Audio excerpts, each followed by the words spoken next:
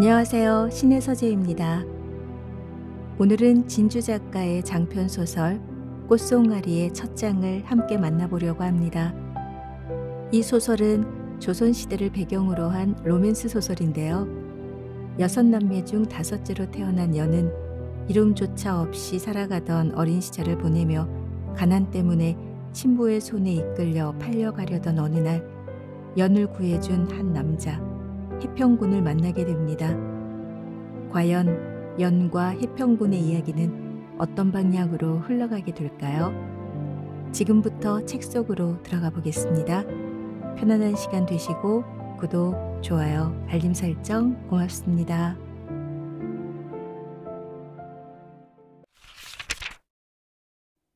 꽃송아리 진주 장편 소설 1. 매화꽃이 만발하여 봄빛이 짙어졌다. 남실대는 봄바람에 실린 홍매의 향취는 고사길을 타고 흘러 빨래하는 아넥들로 붐비는 천변까지 닿았다. 곱다, 참말로 고와. 먼 산을 살피던 차돌레의 입에서 들뜬 탄식이 터져나왔다. 만개한 홍매로 뒤덮인 가회방의 삿자락은 연분홍의 안개가 자욱히 서린 듯했다. 매해 보아도 감탄할 수밖에 없는 절경에 노동의 고단함은 한순간 봄능 녹듯 사그라지고 만다. 올해는 더 곱게 폈구먼. 꽃각시 해평군 대감이 돌아오신다니 꽃도 신이 나 저리 곱게 핀 모양일세. 힘차게 방망이질을 하던 분녀네도 넌지시 거들고 나섰다. 그녀의 땀방울을 식혀준 바람은 봄 기운에 몸이 단 냇물을 건너 상수리 나무 숲 사이로 자취를 감추었다. 오늘이 대감 나으리 오시는 날이라지? 언제쯤 도착하시려나? 뭐 들은 거 있수? 방망이를 내려놓은 분녀네가 궁둥짝을 실룩대며 차돌레 곁에 다가앉았다. 미시다 신시다 옥신각신하는 그네들에게로 안악들의 이목이 쏠리며 중구난방의 화제거리로 떠들썩하던 빨래터는 어느새 해평군의 이름으로 가득 채워졌다. 하따 답답도 하다. 우리끼리 입씨름할 게 뭐 있어. 연이 자한테 물어보면 될 걸 가지고. 연아! 연이야! 뒤늦게 합세한 행촌댁의 우렁찬 목소리가 빨래터를 가로질렀다. 그제야 연의 존재를 상기한 안악들의 시선이 버드나무 아래로 쏠렸다. 있는 듯 없는 듯 조용히 빨래를 하던 연은 화들짝 놀라 고개를 들었다. 영문을 몰라 하는 자그마한 얼굴 위로 버들가지의 그림자가 가지런히 드리워졌다. 대감 나으리는 언제쯤 당도하신다든? 행촌댁이 입을 떼어보기도 전에 성미 급한 차돌레가 불쑥 끼어들었다. 말뜻을 헤아린 연의 입술에 미소가 번졌다. 미시쯤에 당도하신다 들었어요. 거봐, 내 말이 맞지? 일전에 천국 댕겨 오실 때도 미시쯤에 오셨다니까. 그나저나 꽃각시 나으리는 얼마나 더 고와지셨을꼬. 생각만 해도 가슴이 벌렁벌렁거리는구먼. 물색 없는 예편네 다 늙어 빠져가지고 주책은. 허이구 나으리만 보면 해벌쭉 정신을 못 차리기는 그 짝도 마찬가지 아닌가? 차돌레의 넉살에 안악들은 와하하 쾌소를 터뜨렸다. 요란한 맞장구가 더해진 웃음소리가 시냇물의 제잘거림을 압도했다. 연의 얼굴에 번진 미소도 어느 결엔가 봄볕처럼 환해졌다. 그것을 감추듯 고개를 깊이 수그린 연은 손에 쥔 옷감을 다시 냇물에 담갔다. 너울너울 물결치는 연두빛의 옥양목이 봄의 전령인 양 싱그럽다. 해평군 다들 왜 저 호들갑인가 몰라. 앞만 잘났으면 뭐해. 우리 같은 청것들한텐 거저줘도 못 먹을 그림의 떡인걸. 안악들의 무리에서 빠져나온 분녀가 연의 곁에 자리한 너럭바위 위에 풀썩 걸터앉았다. 연은 못된 장난을 치다 들킨 아이처럼 당황하며 시선을 들었다. 뭘 그리 놀라? 응? 아, 미안해. 잠시 다른 생각을 좀 하느라. 헌데 뭐라고 했었니? 별말 아니야. 그런데 지금 수세하는 그 옷감 때깔 참 곱다. 쇠놈 아재가 물들인 거니? 분녀가 짐짓 새초름이 물었다. 연은 뺨을 붉히며 고개를 저었다. 아니, 내가. 곱다니 다행이다. 연두는 처음이라 걱정했거든. 연이 네가? 허면 신공은 아니겠네? 응, 소일 삼아 해보는 게지. 허면 이거 나한테 팔아. 두냥 쳐줄게.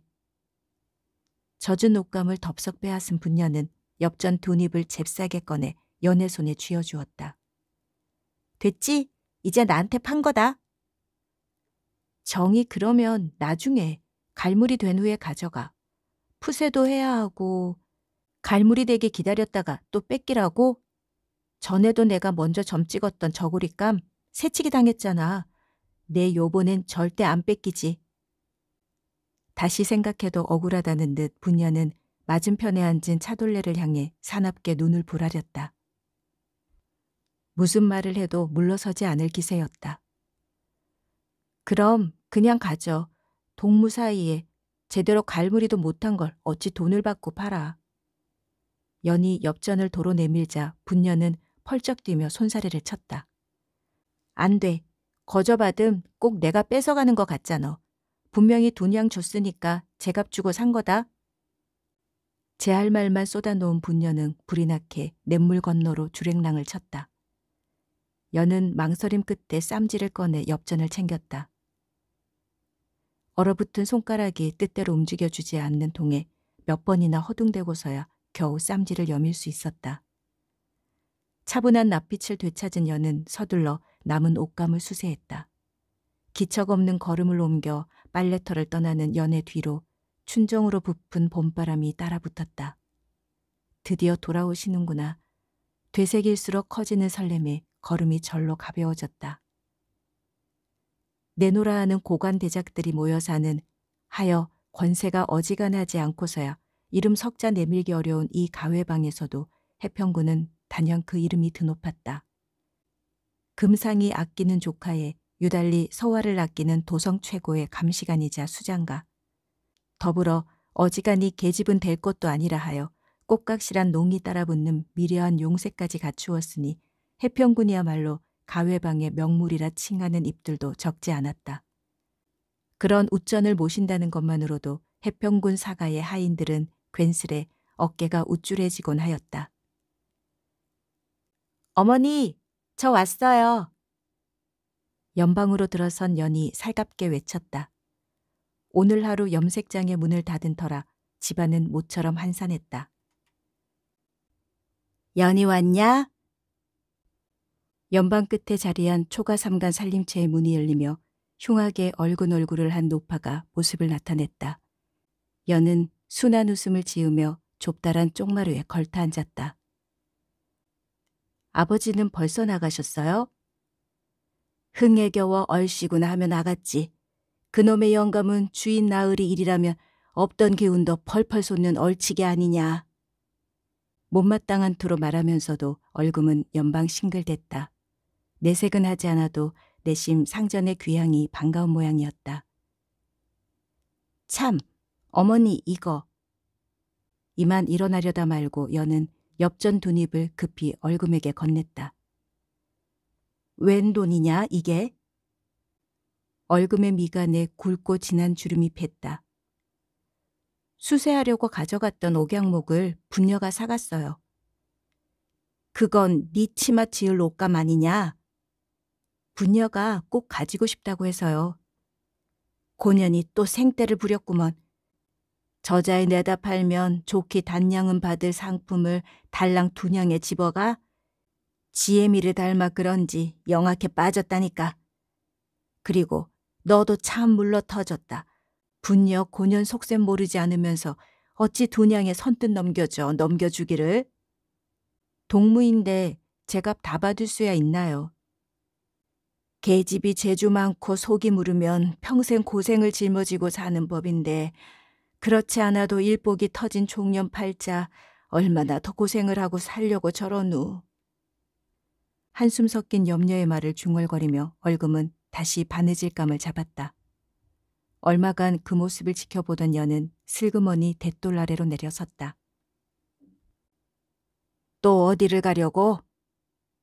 흘끗 일별을 던지며 얼금이 물었다. 그런 와중에도 바늘은 능란히 움직이며 저고리에 깃을 달아냈다. 과연 근동의 소문이 자자한 침선 솜씨라 할 만했다. 다녀올 곳이 좀 있어서요. 궁색한 핑계임을 알지만 달리할 수 있는 대답이 없었다. 수상쩍어하는 눈길을 보내면서도 다행히 얼금은 더 이상의 것을 캐묻지 않았다. 흐트러진 댕기를 고쳐맨 여는 답지 않게 민홀한 걸음걸이로 마당을 가로질렀다. 그 모습을 지켜보던 얼금은 막 살인문을 나가려는 연을 다급히 불러 세웠다. 커다래진 연의 눈이 얼금을 향했다. 어머니! 침묵이 길어지자 연이 고개를 작게 갸웃거렸다. 골똘한 생각에 잠겼던 얼금은 얼마 못 가 실긋 좀처럼 보이지 않는 웃음을 머금었다. 아니다. 어여가서 내 볼일 봐라. 얼금은 선선히 손을 휘저었다. 고개를 끄덕여 화답한 연은 쟁걸음으로 저만치 멀어져 갔다. 연의 모습이 더 이상 보이지 않게 되자 얼금은 얼추 완성된 저고리를 내려놓고 시침질만 해둔 치맛감을 집어들었다. 어디에선가 종다리의 지저김이 아득히 들려왔다. 숲을 지나는 바람의 소리가 마치 빗소리 같다 하여 노구당이라 이름 붙여진 해평군 사가의 외별체는 사저 뒤편의 야트막한 동산에 자리하고 있었다. 철 따라 각기 다른 꽃이 피어나 그림 같은 정경을 자아내는 그곳을 해평군은 유난히 아꼈다. 좁고 가파른 지름길을 내쳐달려 노구당에 당도한 여는 뜰하게 쪼그려 앉아 가쁜 숨을 쏟아냈다. 매화보다 붉게 달아오른 뺨 위로 맑은 땀방울이 흘러내렸다. 겨우 숨을 돌린 여는 비척대며 일어나 옷매무새를 가다듬었다. 땀에 젖은 머리를 공들여 매만지고 집신에 묻은 흙먼지도 꼼꼼히 털어낸 연후에야 여는 비로소 고개를 들어 노구당의 현판을 마주했다. 해평군이 일필휘지의 행서로서 걸어둔 노구당의 현판은 까막눈인 아랫것들의 눈에도 그 유려함이 드높아 뵀다. 하여 단지 글씨를 대면하고 있을 뿐인데도 마치 웃전의 얼굴을 마주하고 선 양 경외감이 들고 마는 것이다. 눈시울의 떨림이 겨우 멎자 여는 현판을 향해 공손한 목례를 올렸다. 노구당은 주인의 부재를 느끼지 못할 만큼 정결하게 정돈되어 있었다. 그러나 곳곳에 스며 있는 어딘지 모를 헛헛한 기운을 여는 절감했다. 해평군이 조선 후기 청나라에 보낸 조선사신 연행사의 사신으로 제수되어 청으로 떠난 건 지난 가을의 초입이었다. 돌이켜보면 겨우 2계절이 흘렀을 따름이나 그 반년의 시간이 연에게는 억겁처럼 길었다. 해평군 한 사람이 자리를 비웠을 뿐이건만 마치 온 도성이 텅 비어버린 듯 가슴이 휑하였다. 뉘에게도 내보일 수 없는 그리움은 가슴 속에 고인 채 홀로 그 깊이를 더해갔다. 현판과 조심스런 눈인사를 나눈 여는 누마루 곁을 지키고선 매화나무 아래로 걸음을 뗐다. 낮은 담장 너머로 펼쳐진 마을의 풍경은 언제나처럼 고즈넉했다. 마음결도 덩달아 평온하게 정연되어 간다고 느낀 것도 잠시 관복을 떨쳐 입은 해평군을 선두로 한 행렬이 막 마을의 어귀로 들어섰다. 그 순간부터 연의 가슴은 터질 듯 쿵쾅거리기 시작했다. 아지랑이가 아른거리는 봄의 정경을 가로지르는 그의 모습이 비가 되어 내리는 매화 꽃잎처럼 선연했다. 떨림을 가라앉힌 여는 해평군이 행차가 이어지는 길목을 향해 예를 다한 절을 올렸다. 아무도 보아주지 않는 혼자만의 의식이건만 연의 몸짓은 흐트러짐 하나 없이 경건했다. 해평군이 청으로 떠나던 날도 연은 이곳에서 남몰래 그를 배웅했다. 가는 비가 추적추적 내렸던 날이었다. 젖은 몸이 한기로 떨리는데도 연은 해평군의 모습이 작은 점이 되어 사라질 때까지 이 자리를 떠나지 못했다. 그날 가을비보다 더욱 연을 시리게 한 건 해평군의 부재가 주는 공허였다. 그런 탓인지 지난 겨울은 지독히도 추워 몇 번이나 호된 간모를 알았다. 그 시간들이 이제는 먼 옛날의 일처럼 흐릿하기만 하다. 평안해 보이시니 참으로 다행한 일입니다. 바람에 몸을 떠는 잎사귀의 노래처럼 청안하게 여는 속삭였다. 해평군의 행차는 어느덧 시내에 걸쳐진 돌다리를 지났다. 그곳까지 마중을 나온 비복들은 흙먼지 날리는 바닥에 몸을 숙여 주인의 귀환을 반겼다. 연의 아비인 쇠놈의 모습도 보였다. 본디 연이 있어야 할 자리였다. 망부석처럼 매화나무 아래를 지키던 연은 해평군이 사저 앞에 다다르고서야 길을 돌려 짚었다. 시야를 가득 채우며 꽃잎이 나부꼈다.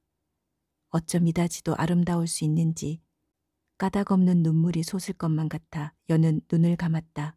그러자 더욱 선명해진 바람 소리가 귓전을 간지리기 시작했다. 쏴, 쏴, 가슴을 두드리는 푸른비의 노래처럼. 꽃송이가 벙글면 노구당의 문이 열린다. 그 무렵이면 도성한 풍류를 아는 묵객들의 이목은 이끌리듯 노구당을 향했다. 사시사철 각기 다른 꽃이 만발하는 뜨락을 굽어보며 꽃과 어우러진 친우들이 서화를 품평하고 산수를 이야기하는 자리, 그윽한 묵향과 잘 익은 술의 향기가 더해져 시정을 돋우니 가히 고아한 아취와 격조를 갖춘 아외라 할 만했다. 자네가 이리 노구당을 지키고 있으니 이제야 추농이 나네. 찻잔을 내려놓으며 윤겸이 말했다. 과장된 아첨이 아님을 증거하듯 윤겸의 얼굴에는 희색이 만연했다. 이 사람 말이 맞네. 자네가 없으니 철이 바뀌어도 맨숭맨숭 영 재미가 없더란 말이지. 나는 말이세 첫눈이 내리니 나도 모르게 자네 집으로 걸음을 했네. 대문 앞에 다다라서야 퍼뜩 정신이 드는데 어찌나 머쓱하든지. 이어지는 벗들의 반색 속에서 선은 발 너머에 꽃그림자를 쫓던 눈길을 돌렸다. 담담히 다물려 있던 입술이 휘어지며 모양 좋은 미소를 그려냈다. 군호를 내려두고 평범한 산에 이 서로 존재할 수 있는 시간. 번잡한 연행길 내내 이러한 평안을 그리워했다. 서화라면 자다가도 벌떡 일어나는 벽을 가진 이들이 모인 만큼 화제는 자연스레 연경에서 가져온 그림으로 옮겨갔다. 그 중에서도 단연 큰 관심을 끈 것은 서가 청나라 역관에게서 선물 받은 양인들의 그림이었다. 금빛 찬란한 비단에 표구된 그림은 머리에 두건을 두른 사내들이 말을 달리는 광경을 담고 있었다. 그 복색과 정치가 기묘하여 절로 눈이 휘둥그레졌다. 벗들이 완상을 즐기는 동안 선은 다시 발 너머로 눈길을 옮겼다. 잘벼린 칼날처럼 선이 날카로운 서의 얼굴은 일견 냉엄한 인상을 주었다. 자칫 계집처럼 곱상하기만 할 수도 있는 생김은 그 서늘한 이지로 인해 절묘한 무게감을 갖추었다. 결곡하여 아름다운 얼굴이었다. 나으리 주한상을 대령했습니다. 분주한 인기척이 느껴지는가 싶더니 청지기 박서방의 공손한 음성이 발을 넘어왔다. 드리게. 상념을 떨쳐내듯 선은 힘차게 답했다. 명이 떨어지자 하인들은 기민한 몸놀림으로 상을 날랐다.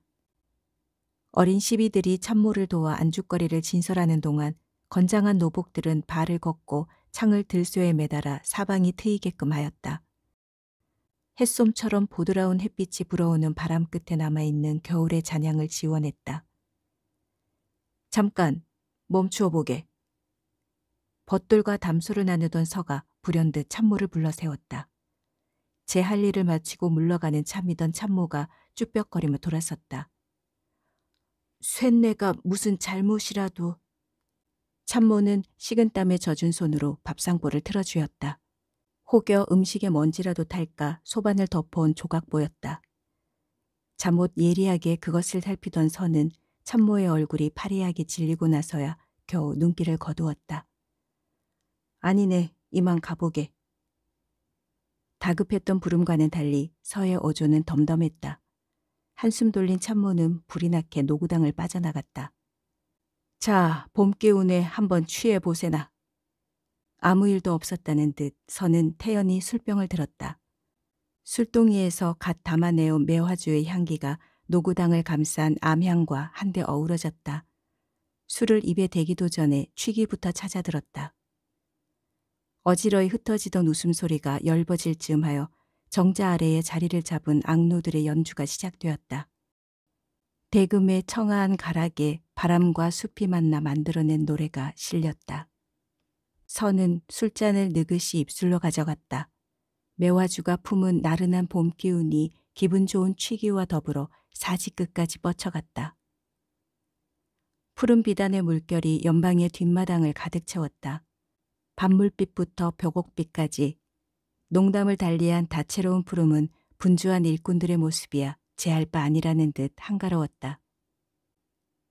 도성의 이름난 청렴장 중에서도 쇠놈은 단연 그 명성이 자자했다.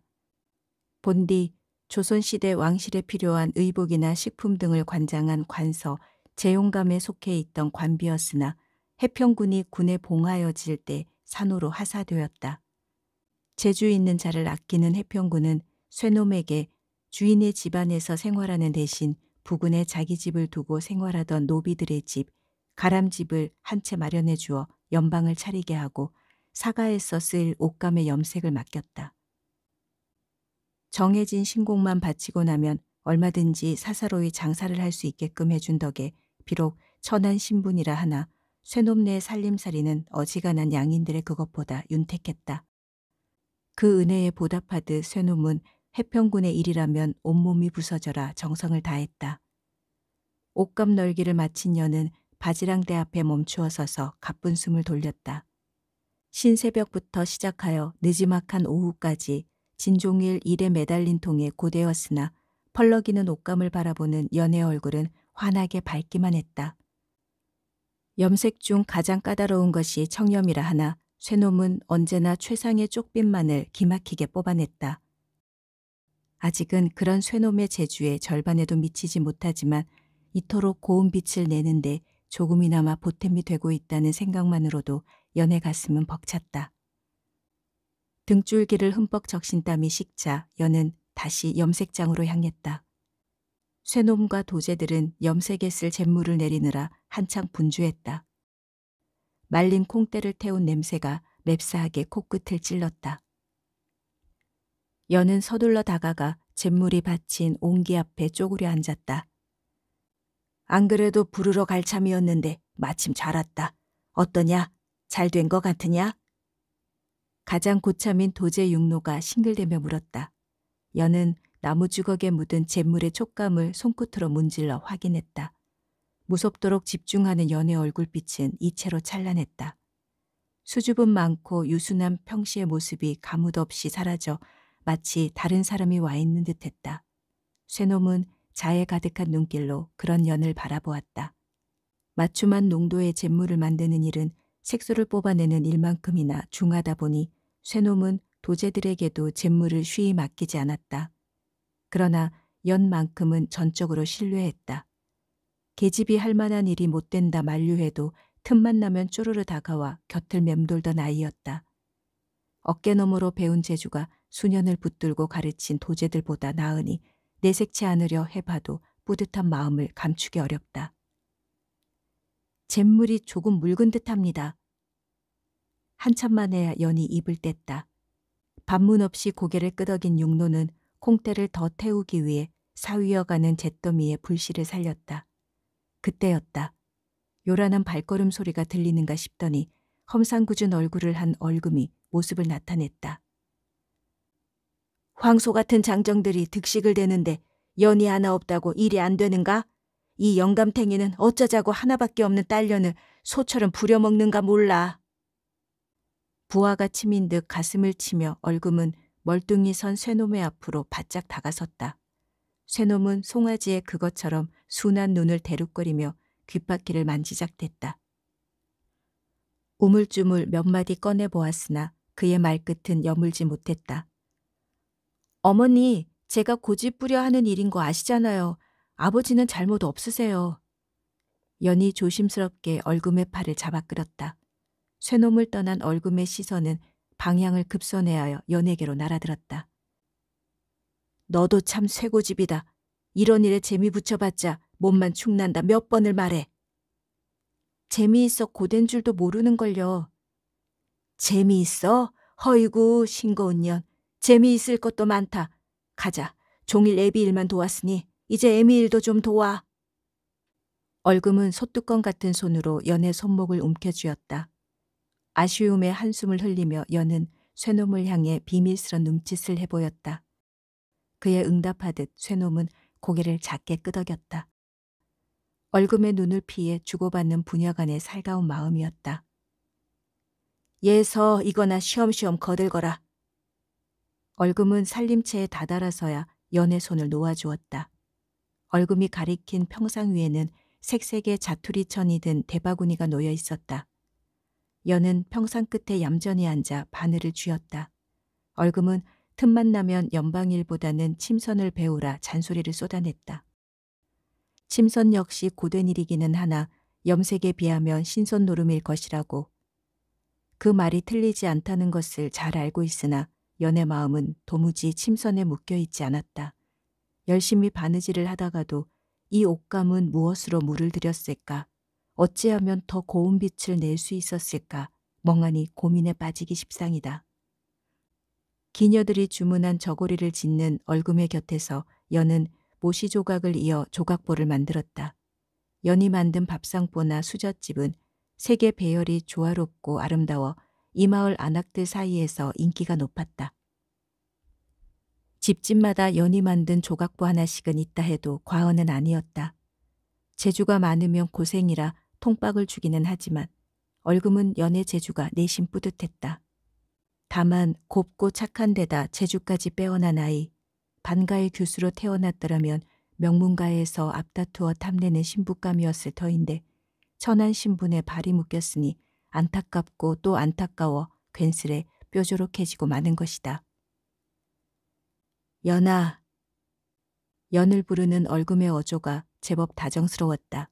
그러나 조각보에 온통 정신이 팔린 연은 열심히 바구니만 뒤적였다.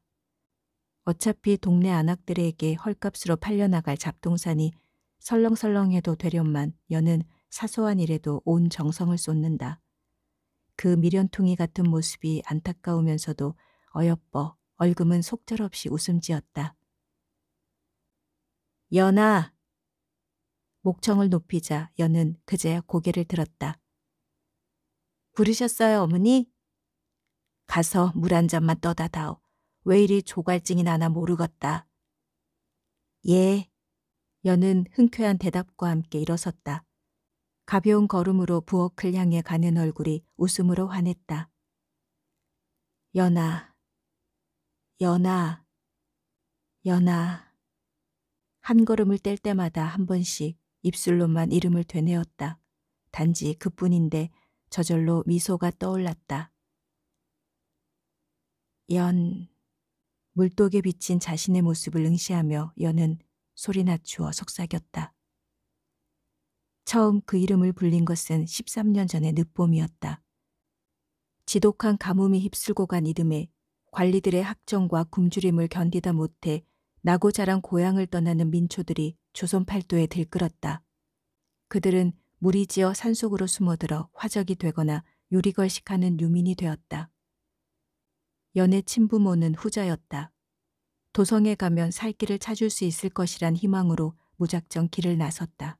그러나 길 위의 삶이라고 뾰족한 수가 있을까? 고향을 떠날 때만 해도 술에 가득이던 세간은 급속도로 줄어들었다. 그리하여 숟가락 하나도 남지 않게 되자 아비는 여식을 팔기 시작했다. 주색가든 무당집이든 가리지 않았다. 가축처럼 팔려가는 자식을 보며 어미는 설게 흐느꼈지만 끝내 남편을 막아내지는 못했다. 그러한 곡절 끝에 도성에 당도했을 때는 6이던 자식이 달랑 둘로 줄어 있었다. 도성에 가면 만사가 형통하리라는 아비의 헛된 꿈과 달리 남은 4식구의 삶은 여전히 고달팠다. 온갖 잡일을 닥치는 대로 해보아도 멀건 미음조차 입에 넣기 어려웠다. 엎친 데 덮친 격으로 막둥이가 창진에 걸렸다. 딸만 내리다섯을 낳고 얻은 귀한 아들을 이룰 수 없었던 아비는 마지막 하나 남은 딸을 색주가로 끌고 갔다. 이제는 눈물도 말라버렸던 지 어미는 목이 터져라 우는 어린 딸을 초점 잃은 눈으로 멀거니 쳐다보기만 했다. 아비의 손에 이끌려 팔려가던 그날에 하늘은 구름 한 점 없이 맑았다. 그 하늘을 올려다보며 여는 하염없이 울었다. 버리지 말아달라 고사리 손을 모아 빌고 또 빌었다. 돌아오는 건 고함과 손찌검뿐이었으나 달리 할 수 있는 일을 알지 못하는 여는 멈추지 못했다. 저작거리 한가운데서 벌어진 아비와 어린 딸의 실랑이 하나 둘씩 모여든 구경꾼들이 원을 그리며 두 사람을 애워쌌다. 그러나 다들 끌끌 혀만 찰 뿐 선뜻 나서지는 못했다. 그리 얼마쯤의 시간이 흘렀을까? 앳된 소년의 호통이 인파를 갈랐다. 이 무슨 망종 같은 짓거리냐? 당장 그만두지 못할까? 솜털이 보송한 미양과 달리 소년의 어조는 준엄했다. 소년이 쓴 갓 위에 장식된 은로가 바라는 빛 또한 잠옷 위압적이었다. 소년의 신분을 파악한 아비는 넙죽 바닥에 엎드렸다. 그가 구차한 변명을 둘러대는 동안 여는 소리 없이 뚝뚝 눈물만 떨구었다. 퍼뜩 정신을 차린 건 소년이 아비를 향해 엽전을 한 꾸러미 던질 무렵이었다. 어디에 있든 배만 골지 않으면 아이에게 좋은 일이라 하였더냐? 허면 이 아이 내가 사지. 이 정도면 충분하겠느냐? 입을 쩍 벌린 아비는 일말의 주저도 없이 돈을 챙겼다. 저자 저편으로 불이 나게 주랭랑을 치는 아비의 뒷등에는 한 점의 미련도 남아있지 않았다. 멀거니 그 모습을 보고 선 연을 향해 소년이 천천히 손을 내밀었다.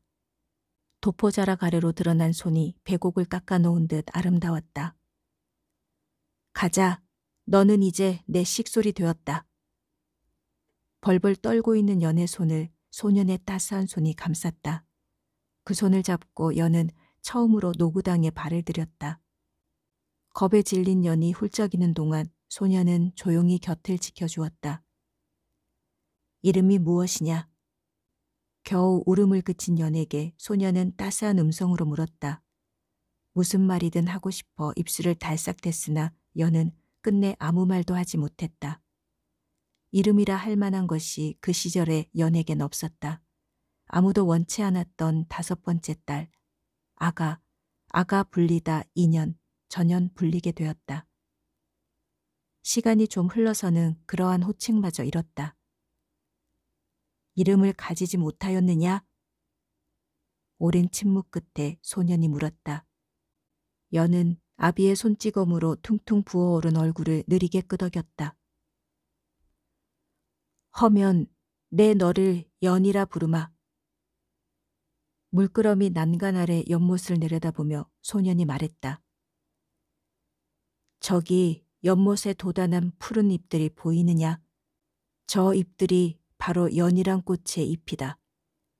지금은 철이 일러 보이지 않지만 여름이 깊어지면 저 잎들 사이로 고운 꽃이 핀단다. 연은 말이다. 진흙에서 피어나지만 진흙에 물들지 않는 꽃이다. 너도 그리 피어나거라. 고개를 든 소년은 연을 향해 웃어주었다. 오직 선의로만 가득한 미소였다. 연, 진흙에서 피어나 진흙에 물들지 않는 꽃. 소년이 들려준 이야기를 기억에 새기기 위해 연은 애명불면했다. 그 사이 소년의 하인이 급히 데리러 간 노부부가 노구당에 당도했다. 도성을 떠돌던 유민의 여식인데 사정이 여의치 않아 내가 거두게 되었네.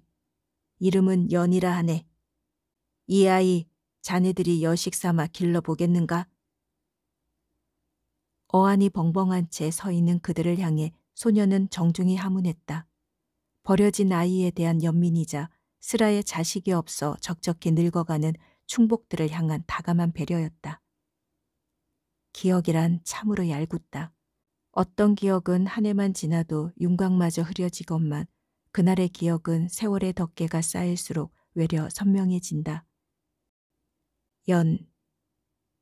소년이 처음으로 불러주었던 그 이름을 평생 잊지 못할 터였다. 까마득히 높아 바라볼 수조차 없는 분이라 해도 그런 분에게 감히 은혜를 운운하는 것이 주제넘음이라 해도 살아 숨쉬는 동안에는 어찌 그날을 잊을까. 연아, 물 들어갔다 물독에 빠지기라도 했냐? 왜 이리 늦어? 성미 급한 얼금의 부름이 추회에 젖어 있던 연을 일깨웠다. 연아. 언제 들어도 가슴이 따스해지는 부름. 지금 가요. 사발 가득 채운 물을 쟁반에 받쳐들고 연은 서둘러 부엌을 나섰다.